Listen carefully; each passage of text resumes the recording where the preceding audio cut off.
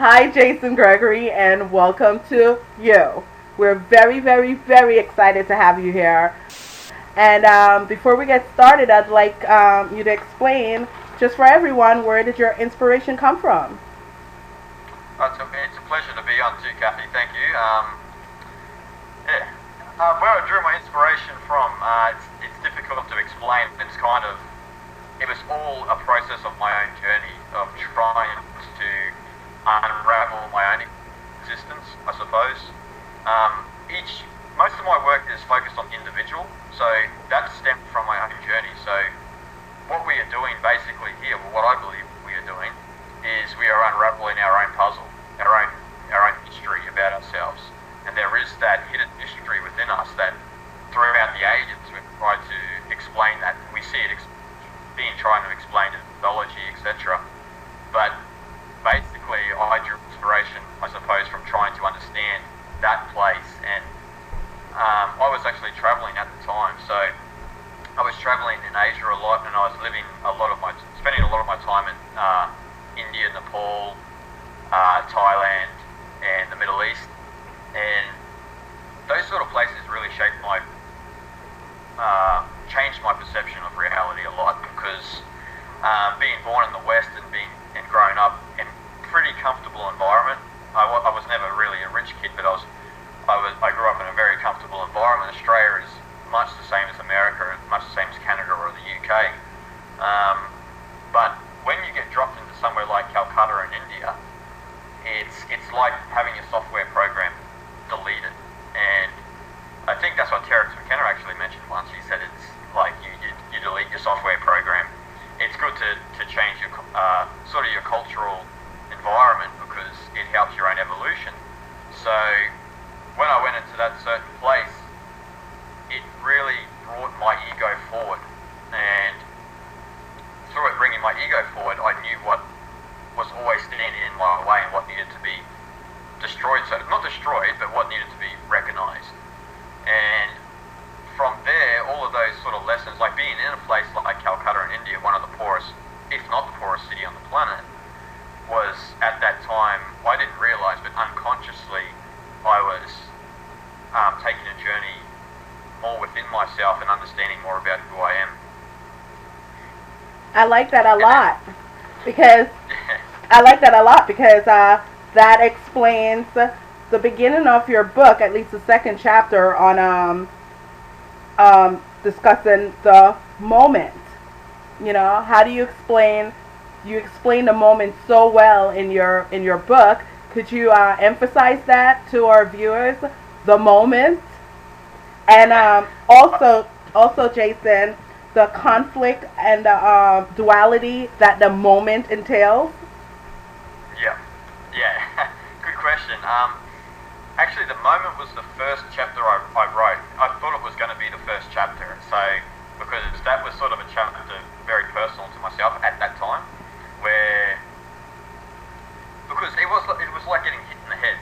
Okay. You know, like when you start to understand more about yourself, and you push a lot of. I was never religious, and by no means, but I always believed I was Australian, and male, and skin colour, white, being, the perception of being white, and living sort of by these, I would say these cultural blocks that we have in reality, which block us from seeing each other just as a human being, not separate from each other. Right. So once I moved these cultural blocks away from my existence, I call them usually the four core pillars of separation, which is religion, race, nation, and sex, which are the four which build a lot of the duality in existence. So when one realizes that, one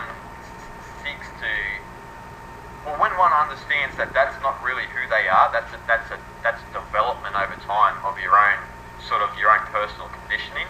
Right. Seek to push that to the side, and actually that's what developed and enhances the ego the most, is those four core pillars of separation, because from that place we kill each other daily. We have wars. We can't even get along with each other. The average neighbour that we have, because we have these blocks up. But when you start to understand that, yeah, a conflict does begin to ensue within yourself, because you are facing yourself for the first time. You are facing that illusion of who you really aren't, but that is so heavily conditioned, and the mind is a powerful tool, and it is only a tool. It is not really who we are. It's a tool to experience this world and express our creativity and our divinity, but it's not really essentially our true nature, our true self. So that's when the conflict ensues, and it's an interesting battle. Yes, it is. But there is actually no one to defeat in that battle, because all that needs to really happen in that is to realize the ego. Because I know a lot of teachers try to teach to transcend the ego, and that can be seen in two different lights. When some people hear transcend the ego, they think to destroy the ego. Now, even the most enlightened sage on the planet will say that is actually the ego who wants to destroy the ego. Right. So it's the height of the ego's arrogance to try to even destroy itself.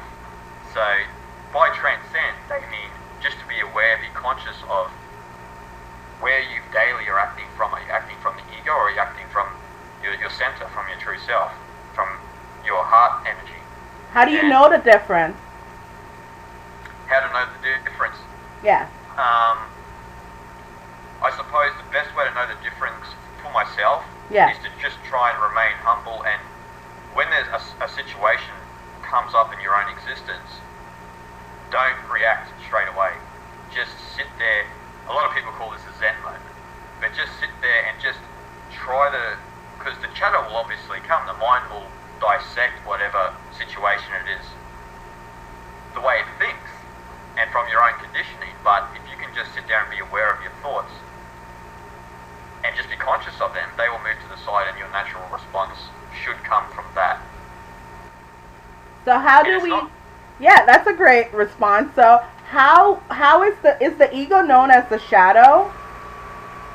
I would say so. Yeah, I think the shadow became very popular with Carl Jung in his work in psychology. He was basically describing the ego, I guess it's, which is the shadow self. So shadow self meaning that there is a true self, and then there is a shadow. There is that is the veil over us. So I actually heard a good quote once, because it's good that you mentioned the shadow, because I think it was someone in Buddhism said to try and get rid of your shadow, your ego. To try and get rid of your ego is to try and detach from your actual shadow. Oh, that's interesting. Yeah, so it's an interesting analogy, because you've always got your shadow in the background, but it depends on what you are identifying with. If you're identifying with a lot of that internal noise, then your reality is going to be noisy, so to speak. So just trying to, I suppose, push that shadow to the side and trying to bring your true light forth, I guess is, one of our purposes here. What is our limitation? Like, how do you explain our limitation, and why isn't it important for us to transcend? Why aren't we taking the personal responsibility? Why do you see the lack in that? I guess we've become comfortable. I guess there's. Okay. I think we've become so comfortable with the system that's been built around us that any path to freedom that we see, we become anxious. Okay. Because we depend on a system that's been built. We have an extroverted view of reality. So because it's extroverted, we only see outside of ourselves. So we depend on that. So any time, if you yourself, Kathy, were to show someone a piece of literature, or you said something profound to them that resonated something in here, then instantly with a lot of people, a lot of anxiety builds, because they unconsciously know that they've been dependent on this system their whole lives. Yeah. But as soon as that there's something pointing out the door saying, look, true freedom is within, and that will in some way be reflected within yourself as well, because you may in the end walk away from a system that is fundamentally sick. But how much do you depend on that? So I guess I can only language it the best way I can through my own experience, because know a lot of people on the planet who have said that they themselves are becoming increasingly anxious about something. Like there's about, and they don't even know what it's about. There's an unconscious anxiety there that's building, it's rising. It's a new energy level that's rising, and I think because we're going to go through a massive period of change, and I don't know how soon that's going to be, but it's going to be. I think it's going to be pretty close to where we are now. Yeah, I agree with you with the anxiety part because it's really intense. The energy is really intense lately.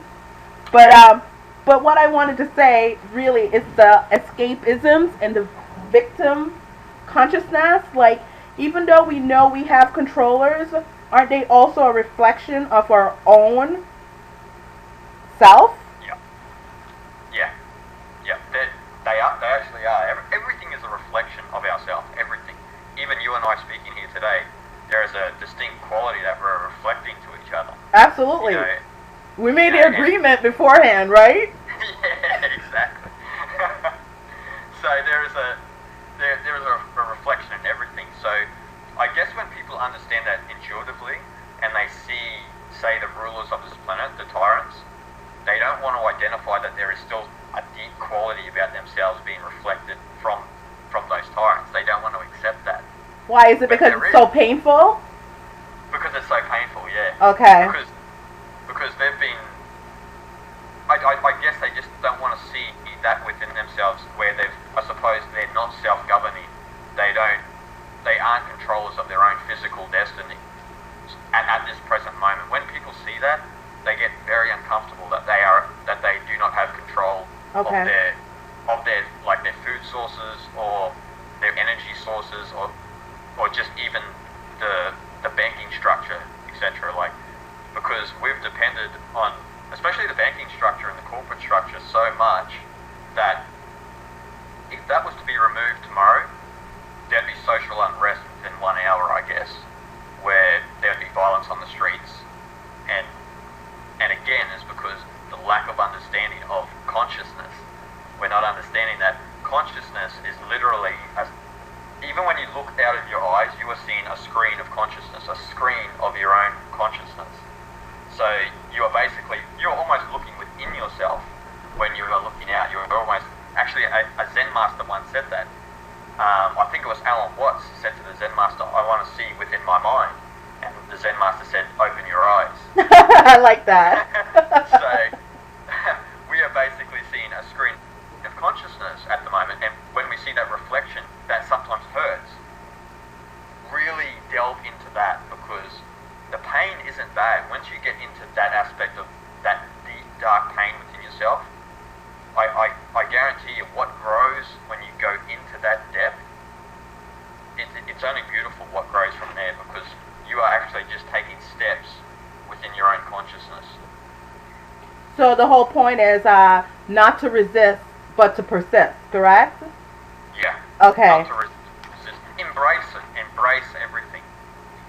Even the tyrants, a lot of people do identify that they are doing a lot of crazy things on the planet, but still in some way embrace who they are. Try and look into their center and go, I know where you're acting from.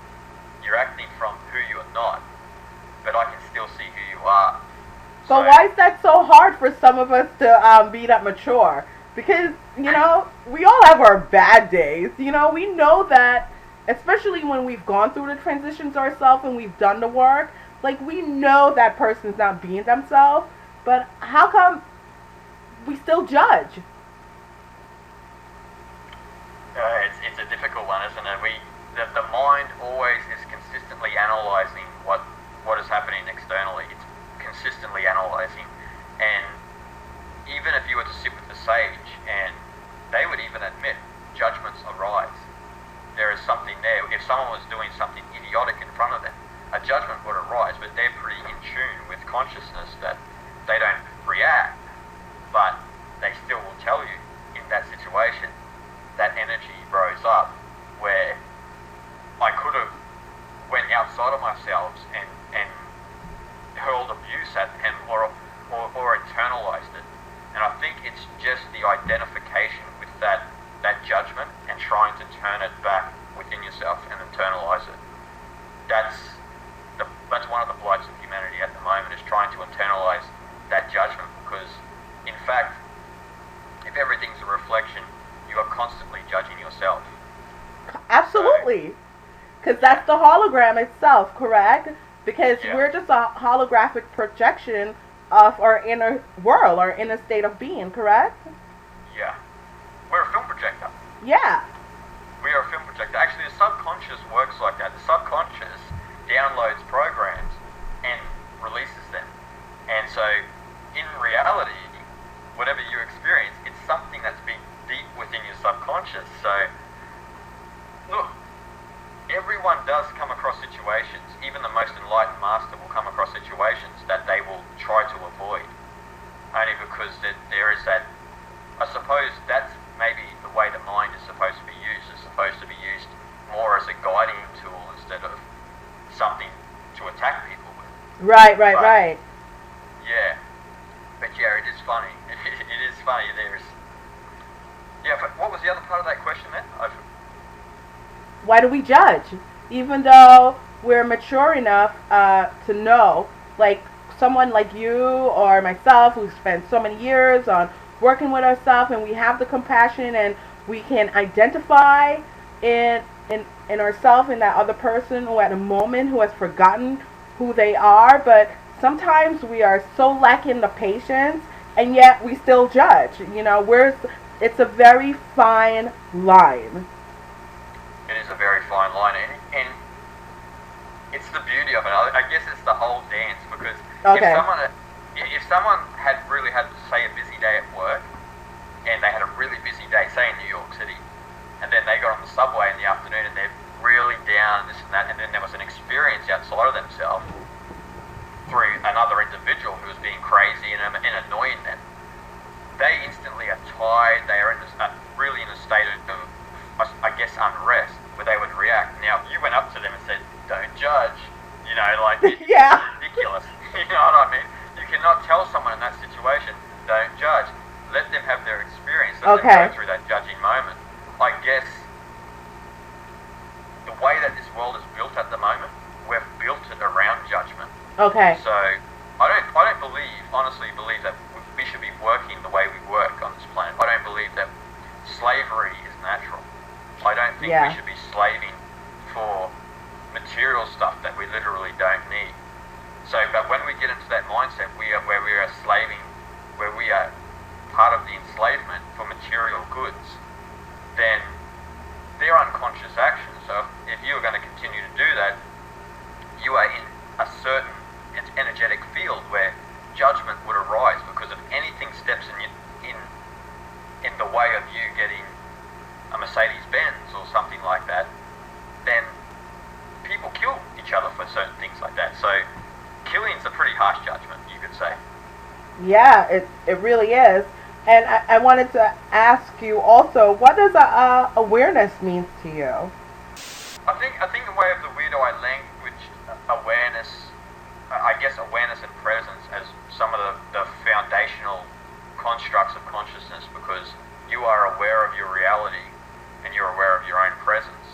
So actually, when I was writing, especially when I was writing the bulk of Way of the Weirdo, I was in northern Thailand, which is a very Buddhist area and very into consciousness, and just discovering through being around those people that the understanding of the awareness is so strong, especially in Buddhism.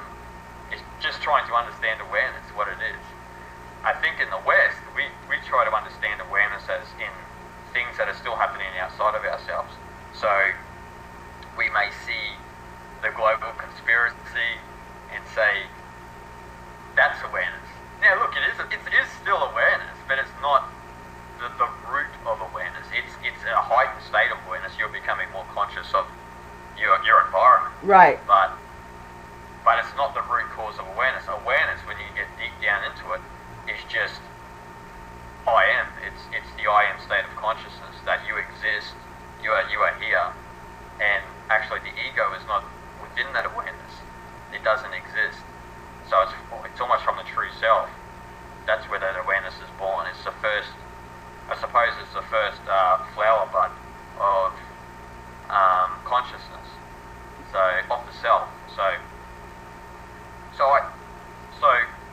especially being around a lot of Eastern teachings for a long time now, it's trying to understand that awareness and that presence constantly. What's going on with that awareness? And are you seeing through correct eyes, or are you seeing through, the eyes of illusion? So absolutely. How does awareness, or being aware, I should say, how does that benefit your life? Because, I want people to know there is a benefit to being aware. And a very positive one. Of course. But when you step into that awareness, like everything, I know it sounds corny, but everything is blissful. Yeah. From that state, because you see everything in its purest state. You are looking outside of yourself, and you know that there's no judgment from those eyes. You are looking at something, and it's just beautiful. Everything outside of yourself is beautiful. Me looking at you now, Kathy, it's beautiful. Thank you. Know what I mean? Everything is beautiful. I know that sounds corny, and a lot of people don't resonate with that sort of stuff, but ask yourself, when you're listening to me say that, who is identifying with that?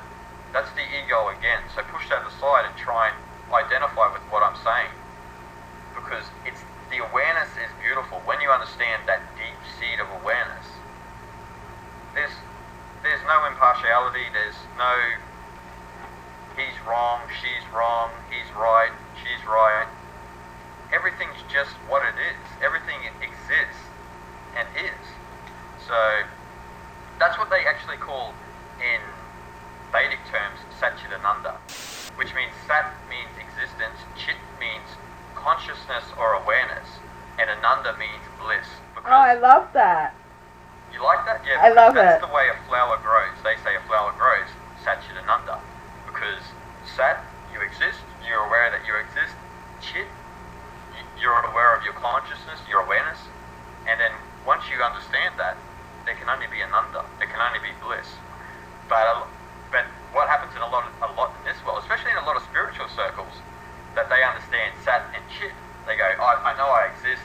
I know I'm aware, but I can't find the bliss. I love that. Well, there isn't bliss all the time. Sometimes it's hard work. Yeah, there's a lot of hard work, and I guess we get fooled by that voice within our head a lot. So. Yeah. Well, it's kind of like a no turning back path, Like, once you're on this path, there's really no turning back. No, there isn't. There isn't. Like, I have asked this to many people, can you turn back, and even some people have tried. I know people that have tried. They said, I know all this stuff, I know about myself a lot, but I just want to give myself a break, but then they just end up coming back because it just seems it's a fraud. It's a fraud to continue to be the ego, be so identified with the ego. Yeah. So, let's get into the magicians. Who are they, and what role do we play with the magicians? I only actually mentioned 5 magicians in Way of the Weirdo, who was Queen Elizabeth. Yes, you did. I thought you were very courageous, I gotta say. You were like, I'm gonna write this book, and I'm just gonna write this book. I tried to do it as gracefully as I could. You did it great, I gotta tell you.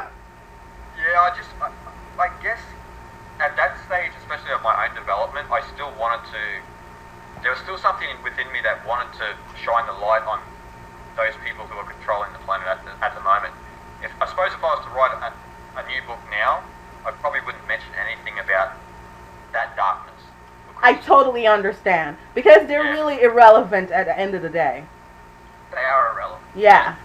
I see this with a lot of researchers on the planet. They say they know the true journey, but I think that still is important.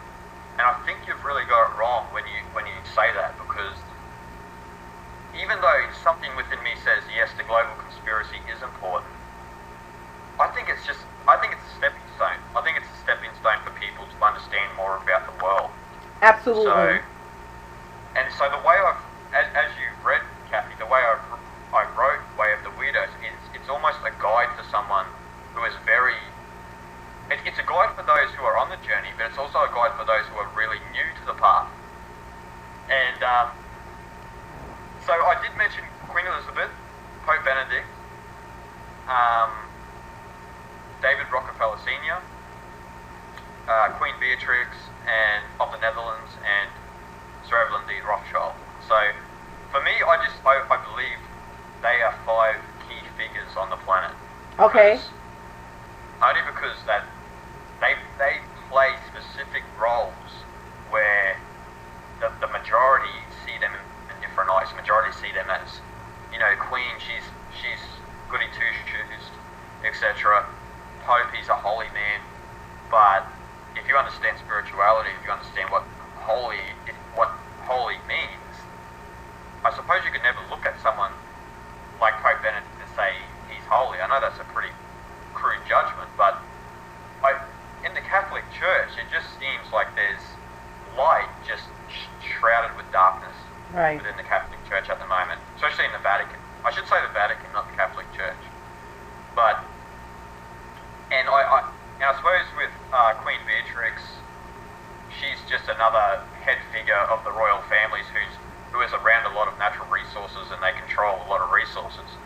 So, just to try and show people that these royal people aren't really innocent people. They don't really live from their heart center. They live from the ego extremely. And you can see that with the last 2 that I mentioned, David Rockefeller Sr. and Sir Evelyn D. Rothschild, who have built a massive banking structure, which is basically what they've done. It began with Rothschild, but then Rockefeller was instrumental, especially within North America, in developing, a banking structure that is actually built to crumble. But those particular individuals, one thing I liked about what I wrote in the book, especially about those certain individuals, is the place that they are living from. They are not. A lot of people believe, especially a lot of people who study the Masonic orders and the Illuminati, they believe that those sort of people are enlightened. And when you really understand what enlightenment is, they're not enlightened at all. Not at all. Not at all, because they are acting from the ego. So absolutely. So you've got David Rockefeller Sr. and you've got Sir Evelyn D. Rothschild at the moment, at present, fearing that this collapse that's coming. That they are doing whatever they can do right now to prop this system up. That's why we see a lot of the integration into the Middle East, destroying the Islamic banks and putting central banks in there. They are fearful at the moment that all of that's coming to a close.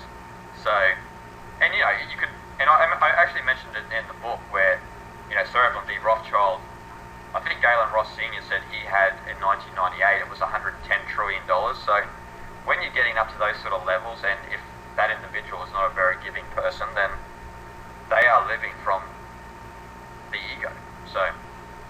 So do you think they're trying to hold on because really it's their reality that they're trying to preserve and not the reality of the spirit? Exactly. I see that that's what they're doing. The light of truth is always, for some reason, destroyed. Not just the truth about 9/11, but the truth of about who we are. Yeah, absolutely. So, I spoke a lot of my new work.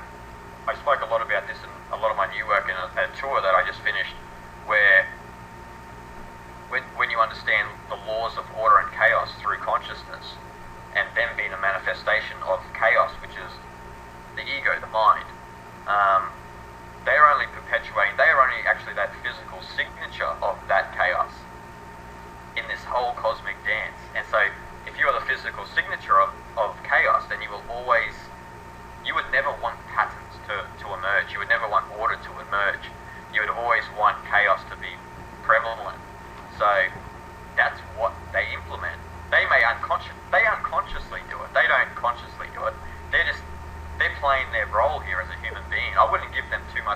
You know what I mean? Right. They're not enlightened. They live from the ego. And it's kind of funny because a lot of people who study the Illuminati and the Freemasonic orders say that they work for Satan. Now, that's true. Yeah, that's the big one. Yeah, but this is the funny thing. It's true in one way because the root word of the ego, the root word where ego came from, is Satan. Really? I didn't know that. Yeah. Oh, that makes a lot of sense now. Because it does make a is lot of Luciferian characteristics. You know, Yeah. it is a characteristic, but it's very much Luciferian characteristics. Yeah. It's actually, Satan is a Sanskrit word. So one of the oldest languages. And as you know, India, the Orient, is all about the internal journey, like Yes. the ancient teachings. Yes. So they speak a lot about Satan. So what happened when a lot of the books were discovered by people who weren't wise enough to interpret them? They harbored them and they kept that for themselves. So in a sense, they work for Satan, but Satan is the ego, is the false identity. A lot of people still are identifying with them, so I'd say try and turn that away. Try and identify with your neighbours. Try and identify with people who resonate on your same level, like you and I, Kathy. Let's try and resonate with each other. Absolutely. And let's concentrate on what we can do together. Let's concentrate on how we can inspire others with creativity through being a great individual that everyone is actually. Absolutely. But we believe we're not. So yeah, but why don't we believe, Jason? Why is it so hard for us to believe in who we are? It's our conditioning again. It just comes back to that. It comes back to the identification with who we're not. It comes back to it. It's I know it sounds like a cliche, but it always comes back in that sort of perspective to the ego, because the ego will always say, you're okay here, stay here, don't do nothing, never try anything. You've got a good job, you know, you're doing well. Don't try and be creative. Don't try and do anything like that. What do we see in the world? Like, you would know, Kathy, living in New York, like you could walk the streets of Times Square, and it's basically just a manifestation of the ego. It's Absolutely. It destroys creativity. It destroys divinity, because we are giving our power away to material objects. Because we think that if we work so much, we can just gain all this stuff, put it on ourselves, and we will be accepted. And it's like, you don't need to gain acceptance from others. You need to accept yourself. Right. But in somewhere that's hard as New York, social acceptance is way better than self-acceptance. Are you kidding me? I will get in the best parties. I'll know the right people, etc., etc., etc. Right? And we're trying to change that. Sydney's not much different. Really, it isn't? No, it's not much different. You can walk the main streets of George Street here, and I suppose it wouldn't be as many people as New York, but you can see it. You can still see it. So. But what I wanted to say also about an ego, couldn't it be interpreted as a virus? And the reason why it's so hard for us to see it as what it is, it's because it's so programmed in our world. It's such a hologram program, and I believe, honestly, it's being done purposely to maintain that level of vibration. And why is that, if you think so? I guess because the ones who are maintaining that level of vibration live from that place. Right. So, I guess if they're living from that place, they would think, well, I want everyone else to live from that place. I never want anyone to know what truth is. I never want Kathy to create a television program called You. You know, I never want any of this. I want her just to be the average Joe in a street doing a 9-to-5 job, propping my system up. How can we overcome maintaining and feeding the system? Find yourself.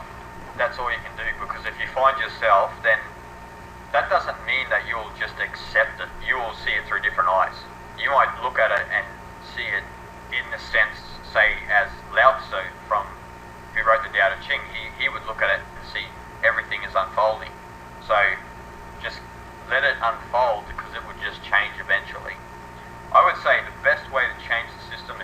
find your center, and then when you do find your center yourself, something will come into your life that will give you an outlet to be creative, will give you an outlet to inspire others. This is why, especially in the Tao Te Ching, which I just mentioned from Lao Tzu, he mentioned empty your mind, so the Tao can make use of you. Whatever the Tao is, that energy, God, whatever people want to call it. So empty your vessel, push the ego aside, and then let that come through you. And then the creativity will come, the inspiration. So just inspire others. That's what I've came to feel, is that's all I can do here. It's not trying to tell people what to do. Right. Just trying to inspire them through my own creativity, and trying to stay humble, stay in that sort of space, because when you understand what Lao Tzu is talking about with the Tao working through you, the natural virtue of that is humility. Absolutely. It's humility. It's not the humility that we perceive in the social perspective. It is a pure humility where forgiveness and compassion are natural states in this planet. They're natural virtues that we've lost. I love that a lot. So, Yeah. how polarized do you believe that our consciousness is right now, aka our crossroads? I think very polarized. I think where it's interesting, because when you look at the totality of it, when you look at I suppose the mass majority are unconscious. Like we could say they're the unconscious of the consciousness. We need both unconscious and conscious. So, but when we look at it and we see it, so many, like I heard the other day that the internet is only used for only 7% of the internet is used for alternative knowledge. Wow, that's scary. So, yeah, it's scary, but in one way, I actually thought it was only going to be 1%. Really? Yeah. Wow, you're... I shouldn't have been so down on it. But I heard it was 7%, and actually I thought, in one way it's still scary, but in another way it's growing. So Okay. there's something happening. I don't know. I'm no one. I would only be speculating to say if we are going to go through that crossroads. Like we're going to take the right choice. I feel that we are going to. I feel that history is not going to repeat itself. I feel that we're going to move into a new state of whatever that'll be, a new level of consciousness. But again, it's through the individual. It's not trying to change the external environment around us. It's trying to concentrate on yourself. And when you do that, you will see the evolution take place outside of yourself. So that's what I see. I know a lot of people they get down because they see the mass majority and they're not taking. They don't even know that there is a crossroads appearing. Okay. You know, like, and I know you know that as well. There's a lot of people there that don't even know that there's a crossroads to be taken, because we're in this mind-numbing state where we're just barreling through existence, thinking that, you know, this is all that there is, when there's so much more. Yeah, there is so much more. I would tell people who are in a heightened state of consciousness not to be too worried about what's happening outside of yourself. Don't concentrate on that. Concentrate on yourself and look at those crossroads yourself, and then take the right option. But how do we balance that? How do we balance knowing that there is a crossroads and having to deal with our relationships at the same time? How do we balance that? Yeah, good question. You know, there's the old analogy, in the world but not of it. Yeah. I suppose a lot of people like that one. I'm like yourself. Like, there are certain situations where you cannot express yourself as much as you would want to express yourself. So one of the humbling things for my own journey is trying to speak to everyone on their own particular level. Like, I know a lot of people who are pretty enlightened, and they speak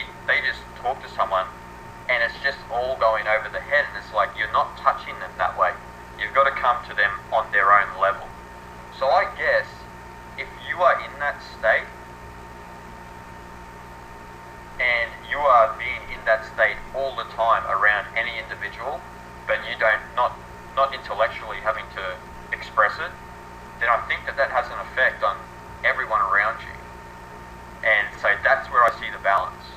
So it's really it's about having balls. It's about throwing caution to the wind and sticking your guns for what you believe in, and not willing to compromise.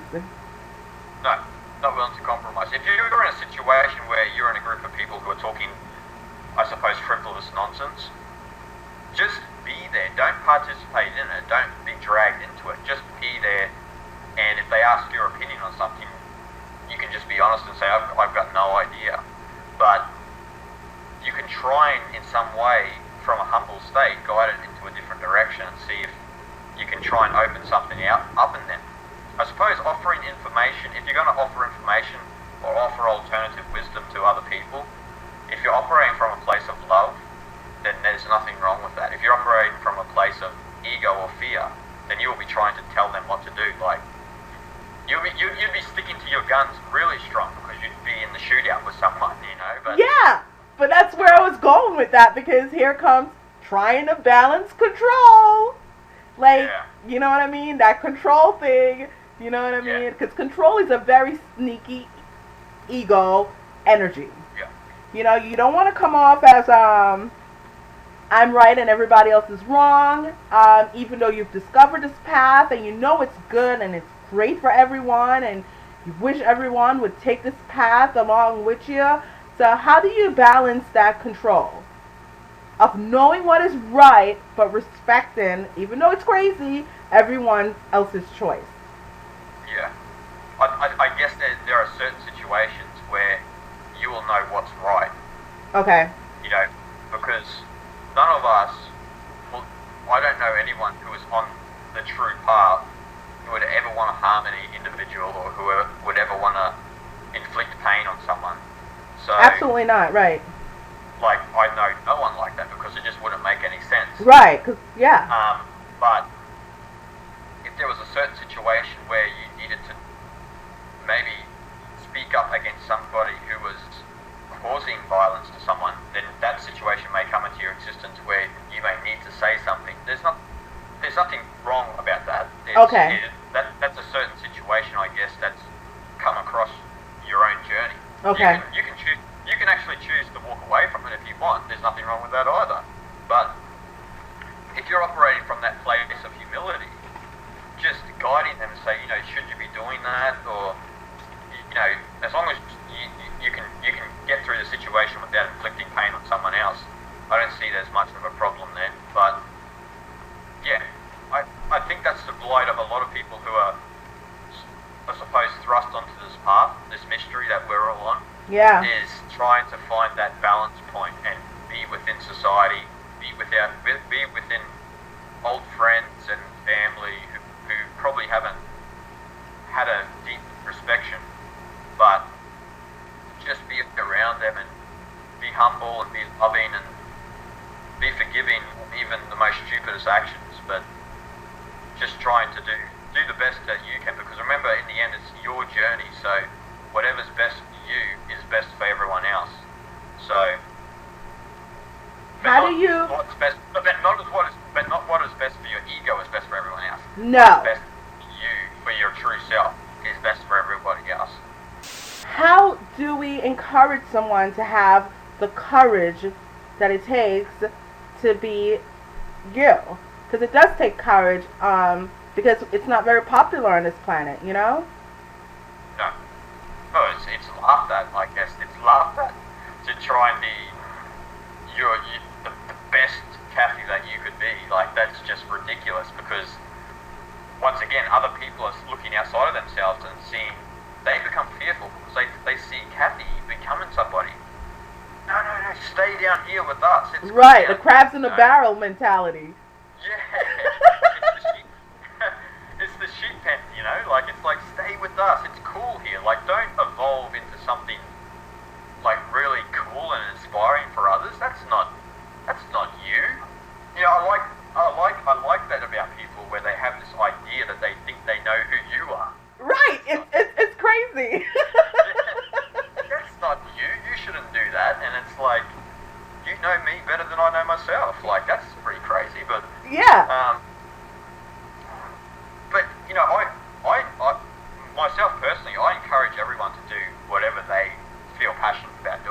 Okay.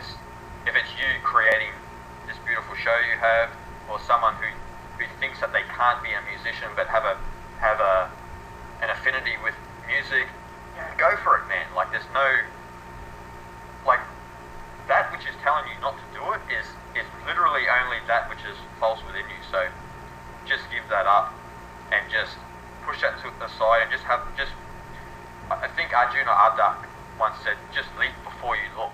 I love that. Yeah, because it's very wise to leap before you look. Yeah. So how can meditation balance that insanity? Well, meditation is beautiful because it's exactly what the ego doesn't want to do.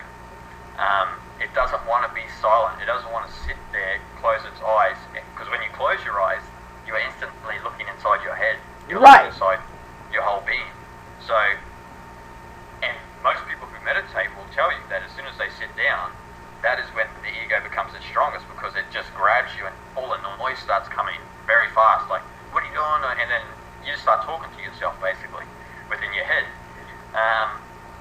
So basically, if you can go through a process of meditation, not constant meditation, but bring it into your life at least 2 or 3 times a week, or even more every day if you want, you will see there's a natural process happen. You will see that somehow the ego becomes tame.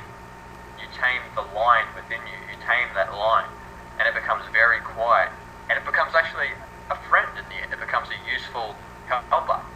Yeah, because in a way, we are still individuals, and we need our ego to express our own divinity through that ego. So we don't need to destroy it, because trying to destroy it would be just the ego trying to achieve something. But meditation is just, it's beautiful, because that's why when you see Zen masters, or when you see people in India who are yogis or sadhus in India, they're just so clear, their consciousness is so clear, their eyes are so big, they've totally tamed the ego, the line within them.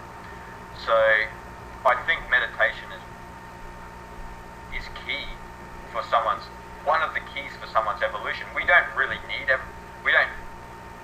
I know if I say this it may sound contradictory, we don't need meditation, but meditation is a beautiful tool to help you evolve. Honestly, if it wasn't for our ancestors and me just listening to them, I wouldn't be the person that I am today. So that's what I wanted to ask. Why don't we listen? I suppose it's ignorance.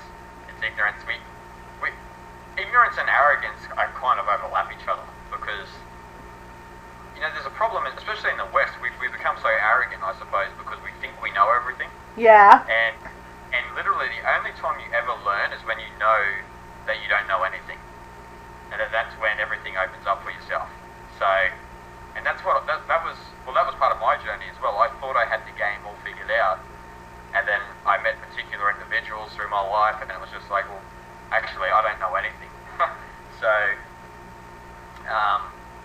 I guess it's arrogance. I guess basically it's arrogance. It's inbuilt in this world where we have a deep arrogance, a deep ignorance to what truth is, and everything like that. So instead of, I guess, instead of honoring our ancestors and the truth that they left us, it's so much, to me it's easier that way. Come on, they left it for you. Isn't it easier to listen, take it in, ponder it, and say, that person has a point? Okay, so that leads me to the quote on the ego that you made then, because I love this quote. It says, "The most strongly enforced of all known taboos is the taboo against knowing who or what you really are behind the mask of apparently your separate, independent, and isolated ego." Alan Watts. Yeah, I love that quote. I love this quote. Yeah. I love Alan Watts too. He was profound in my own waking up. Alan Watts, he was a beautiful man, a British philosopher. They say British philosopher. He was literally, I suppose, he called himself a spiritual entertainer. But it's interesting when you look at a human like his journey, where he went from a dean of Harvard to someone who was deeply entrenched into metaphysical thought, I suppose you could say, like the way of the Hindus, the way of the Buddhists. But that quote is, that's one of the best that I could have picked from him. Is that why? Is that why you named your book "Way Off the Weirdo"?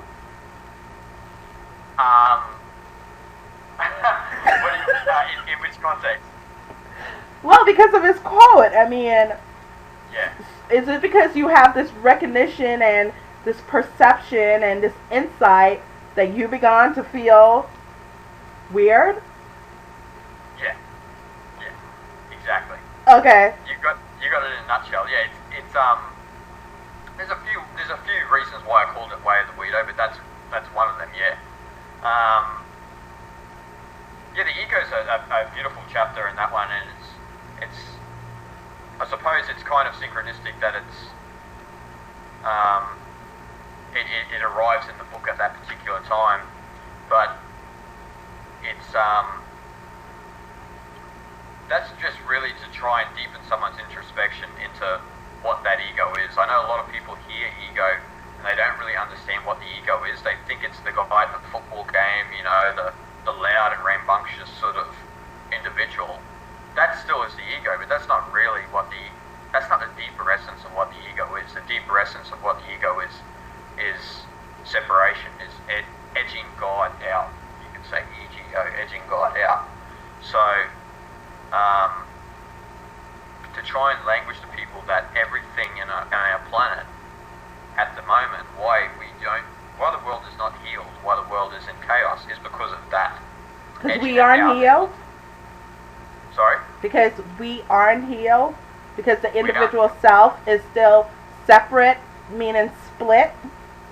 Yeah. Okay, that makes sense. Yeah. Aww. Okay, so I'm going to jump all the way to quantum. Yeah.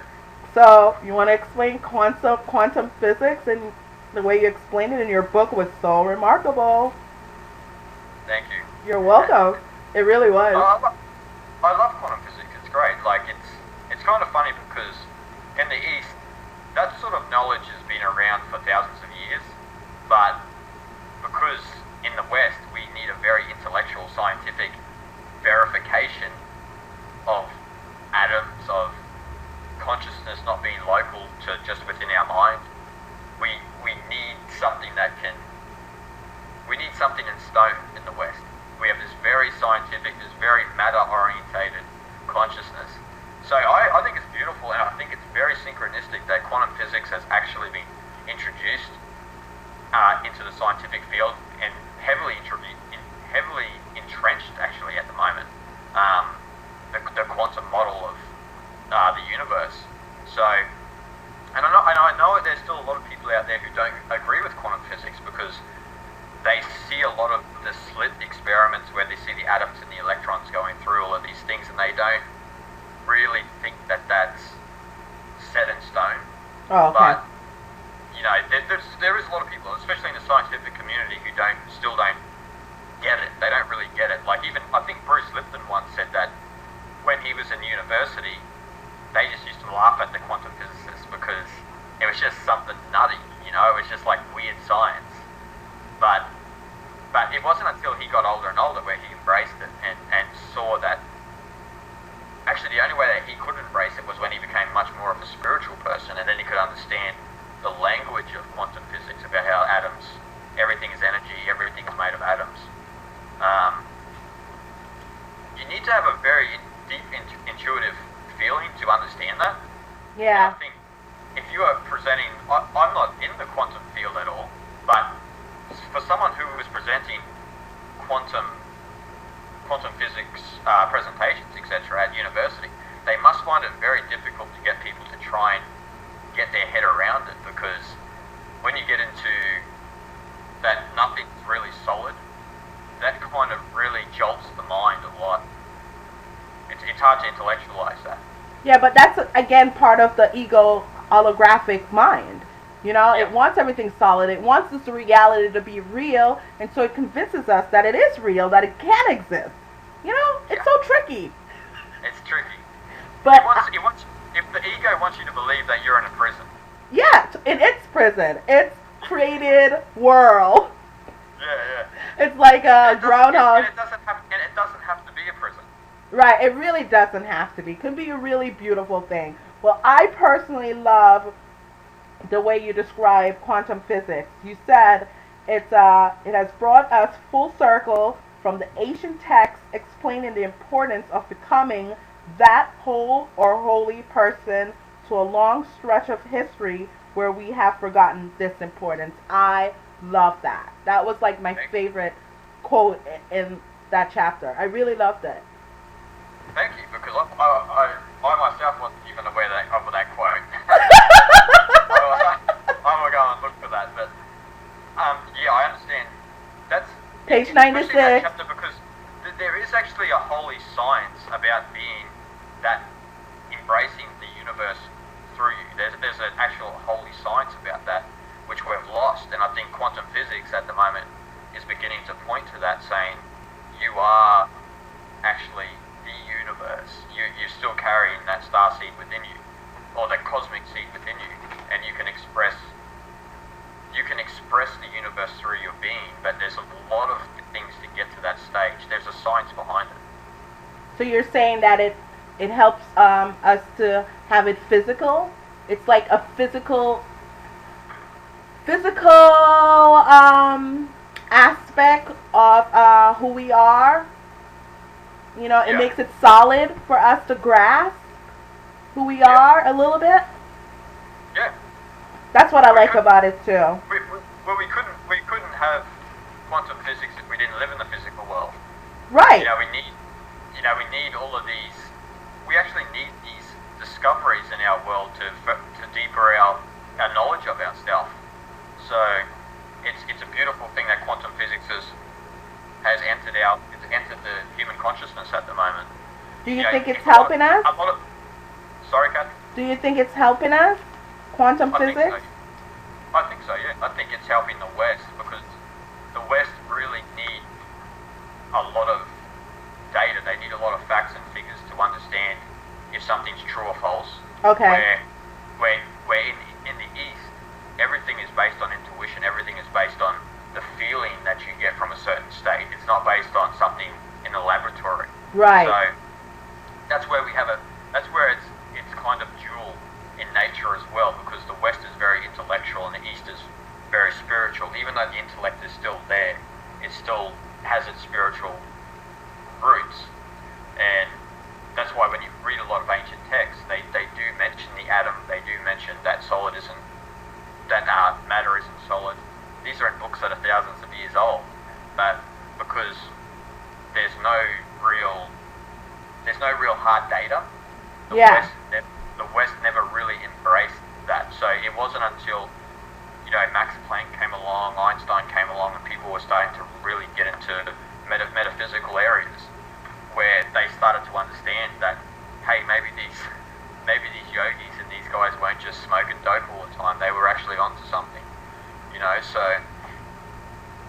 I think it's helping humanity. I think the holographic model as well. The holographic model is very creative, I guess, but it ties in with the quantum field. So I think they're all helping. It's all helping humanity, and I think we're just understanding more about ourselves. Right.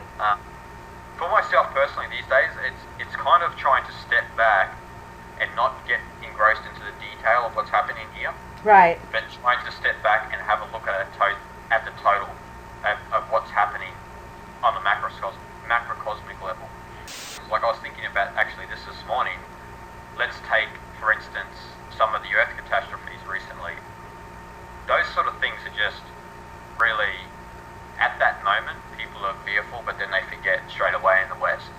Whereas a lot in the East, a lot of these things are like, they have a very significant importance. There's something behind those sort of things, and those sort of things stay throughout history. You can read a lot of the ancient texts, and they will have a lot of things that are ingrained in their culture, certain events, certain things that were very important for the consciousness at that time. Whereas in the West, we just pass things off like a television show. They watch that show and then they forget about it 20 minutes later. it's strange, but that's the Western perception at the moment. I bet you it wouldn't be that strange if we didn't if we still had the Native Americans to inspire us. I bet, because they were our lineage. Yeah. You know what I mean? Yeah. Is that a coincidence that they are trying to wipe them out, trying to erase our lineage from our memory? Well, it's been since the 1500s, since the ego became strongly entrenched, that a lot of the intuitive spiritual traditions around the planet would have just been annihilated.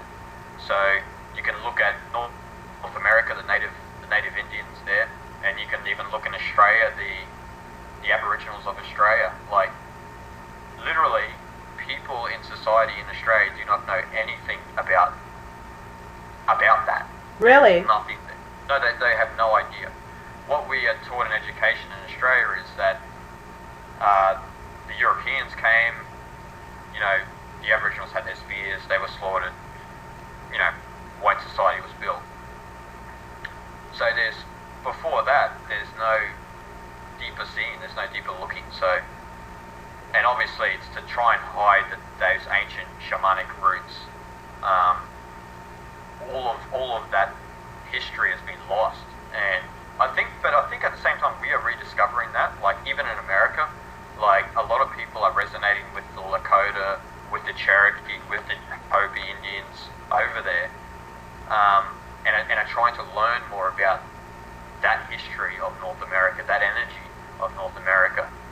Same as in Australia, a lot of people are delving into the ancient Aboriginal culture as well, but it's very slow, but it's gaining momentum. I see it a lot. I guess for one reason, I suppose religion was built on shamanism, so they never want anyone to realize that religion was built on shamanism. So, because before religion, there was always the shaman. So, right. I'm not just talking about the shamans in South America. When I speak about shamans or shaman's actually a word from Russia, because in Siberia there was a tribe, they were known as the shaman. They were in Siberia in Russia. So that's sort of where the medicine man, or the one who was intuitive, came from. So when I mention shamans or shaman, I mean all of the indigenous cultures around the planet, not just South America, but also North America, Australia, Europe, Africa. And I guess it's just been lost. Sometimes for me it feels heartbreaking, because there's so much knowledge within that, and we've destroyed it. Yeah, we're not respecting it. We're not respecting it. It's been destroyed. Yeah. That's why I like to go to places like India and Nepal, because in some way in those two countries, that shamanic culture is still preserved. Very much so. You can still go there and you can still see the yogi or the sadhu in the street, and you can still go up and have a chat to them and trying to learn, you know, what do they see? What do they see out here? What's going on? Whereas you can't really do it. It's very difficult in North America and in Australia to do it, because the Western version of reality is just succumbed. It's eating up the planet. So what can we do, Jason, in closing? Like, really, honestly, why can the regular 9-to-5 mom, single mom, busy schedule, what can we do to participate in making our planet a better home?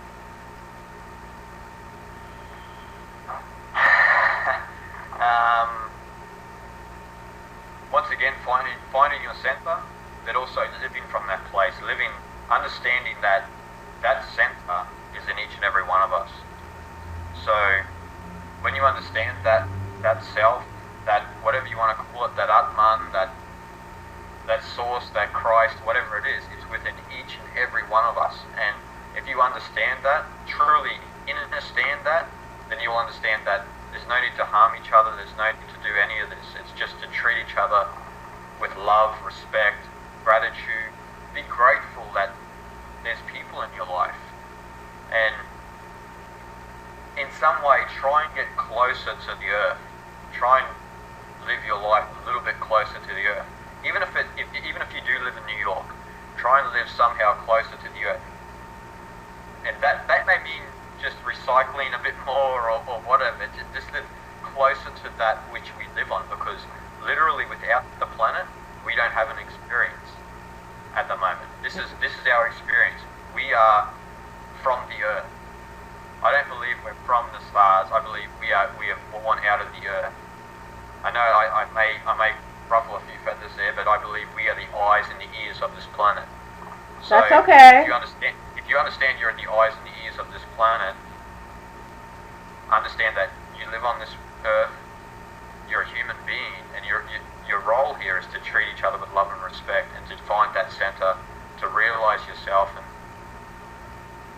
and just love and only love. Don't fear, don't live from the ego. Just live from love, and that's all, and learn to give and not expect anything back. And why should we care? Why should we care? Yeah. I think the individual's got to work that out for themselves. Okay. Because if they don't feel that they should care, then maybe there's no need for them to care about themselves either. You know, I don't want people to feel like, this is not important enough. Why should we care? Click with the TV remote control, and I want to tell people, like, we really need to care. Yeah. It's difficult because, again, it's a double-edged sword. Because some people may say, I don't care. They may be living in some sort of delusional, enlightened state, and they may be living in an enlightened state, and they may not care. That's okay for some, but for others, and for the majority, we still have to live with each other in a community, in a society that at the moment is sick. But the only way to make that better is to try and care for yourself first, and then when you learn how to care for yourself, you'll know how to care for others. Know how to love yourself first, and then you'll know how to love others. If you hate yourself, if you have self-hate, you'll keep projecting your self-hate. Absolutely. I really, really love that, because that is the truth. Jason, I can't tell you much. I can't repeat myself how much I love Jason Buck.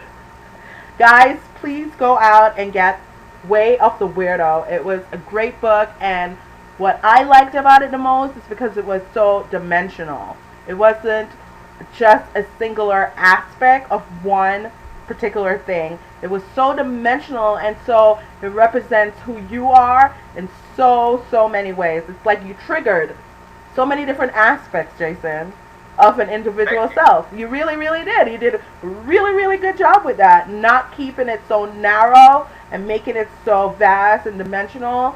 It allowed you to trigger so many aspects of emotions and feelings. I've actually never heard it said that way, being so dimensional. So I'm going to steal that one off you now. You should, because that's what it was. It was so dimensional, because you had a trigger for everyone. I guarantee that no one will read this book and not identify with an aspect of themselves. It's impossible, because because you really hit the triggers. You really, really did, and I loved it a lot. I did try to put a lot into it and try to make people realize it's all from a certain place, but we're on this experience together. So, and there's a lot of things in Way of the Weirdo. So there's a lot of things. We just covered a very, very few, guys. Surface level. It's a really, really, really wonderful read, and I think for 2012, you need to get it. Definitely. I love you, Jason. I thank you. It's been a pleasure. It's been a pleasure, Kathy. Thank you. Thanks for giving me the chance to speak with your grace. It's been beautiful. Oh, no. I thank you for coming onto the show and sharing with us your work, who you are as a human being. I think you're a wonderful, wonderful human being. And I want to see more people like you, Jason, on our planet. I really, really do. Thank you. I think you're one of them. Thank you, sir. So, Jason, I thank you for your time. I really appreciate you sharing your depth and your knowledge with our viewers, and anytime you want to come back, we'll be happy to have you here. I'd love to be back. Thank you so much, Thank you. Jason.